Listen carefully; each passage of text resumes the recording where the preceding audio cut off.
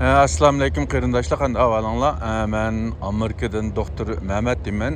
Men bugun yo'l mang'ach shu insonlarningki ishga yaramaslik yoki keraksizlik yoki qimmatsizlik tuyg'usi to'g'risida qisqacha bir o'zimningki o'ylaganlarini sizlar bilan o'rtoqlashmoqchi. Hem de insanların ki bu keraksizlik, işe yaramazlık ya kımmetsizlik duygusu degan vaqtida bu başkalar tarafından kımmet bermegenlik ya hürmet bermegenlik sebebinden emas, belki insanın özününki bazı meselelerini artıkça oylayıveriş sebebinden kelip çıkan bir duygu bulup bu tuyga adette şu üst bitilayotgan küçük yoki yosh bolalar bilan yoshda cho'ng'aygan yashallarda yashanganlarda ko'p uchraydi. Yani misolan deb aytsak shu 10 necha yoshlardagi o'smirlar, yosh o'smirlar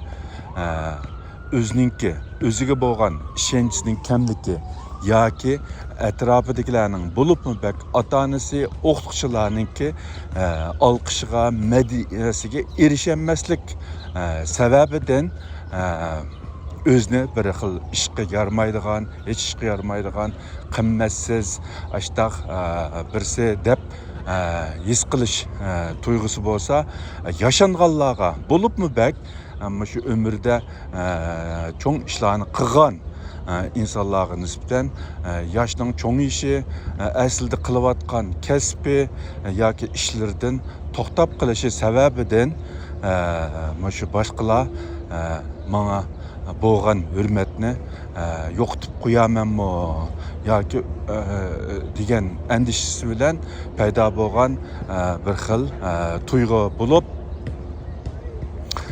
bununki asaslık sebepleri her xil. Hem ben yukarıda ötgendekidek onun asaslık sebebi herkes başkalar tarafından yeterli hürmetke erişemezlik yoki itiraf qilishga erişemezlik sebebinden bo'lmasdan belki şu özününki bazı narsalarni ortiqcha o'ylab bilish yoki o'ziga bo'lgan ishonchning tuvanligi sababidan kelib chiqadi deb qarashga bo'ldi. Ham buning asosli ifodaları nima degan vaqtida buning asosli ifodalari davomliq o'zini ko'rsatishga ehtiyoj tuyulish, ya'ni özünün qilgan ishlarini mayli cho'ng olamda, kichik olamda uni xalqlarga boshqalarga ko'z qilish bilan ifodalanadi. Yana bundaq insonlar eng andish qiladiganini boshqalarningki o'zini ko'z qilmasligi yoki o'ziga hurmat qilmasligi yoki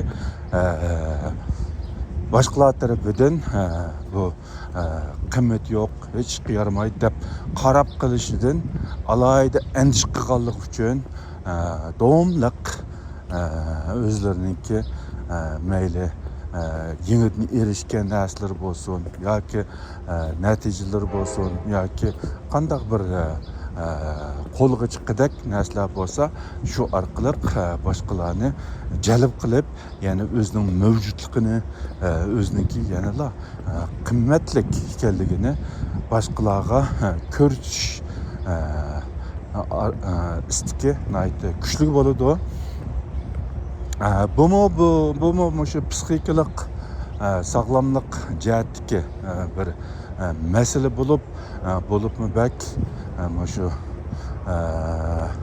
yoshning cho'ng'ayishiga ergishib aslidagi qilayotgan xizmatini davomlashtira olmagan yoki bo'lmasa aslidagi erishgan imtiyoz huquqlardan chekingan insonlarda ko'p uchraydi. Buningdan hamda g'olib kelishninki asosliq usullari nima degan vaqtida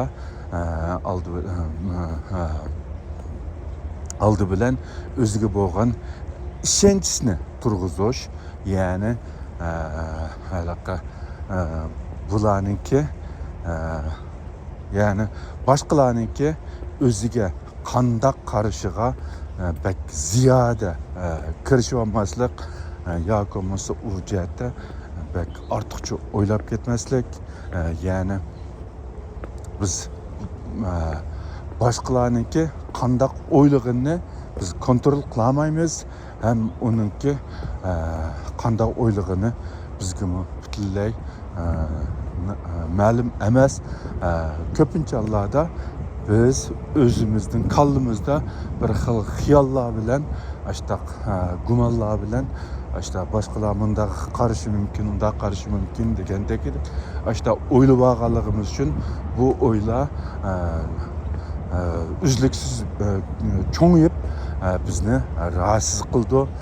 Natijada biz aslidagi ko'z qiladigan ishlarimizni texmi kuchaytirishimiz, texmi ulg'aytirishimiz mumkin.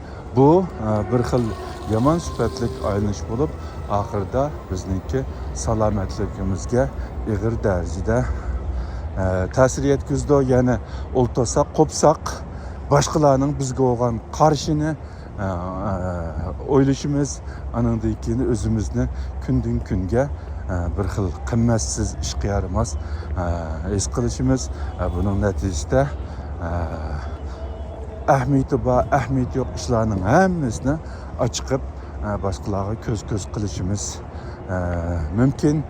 Bu natijada aslida boshqalarning bizga bo'lgan hurmati yo'qolib ketmagan bo'lsa-mu, boshqalar bizni qimmatsiz deb qaramagan bo'lsa-mu, lekin o'zimizningki bu qilmishlari shu xil oqibatlarni keltirib chiqarishi mumkin.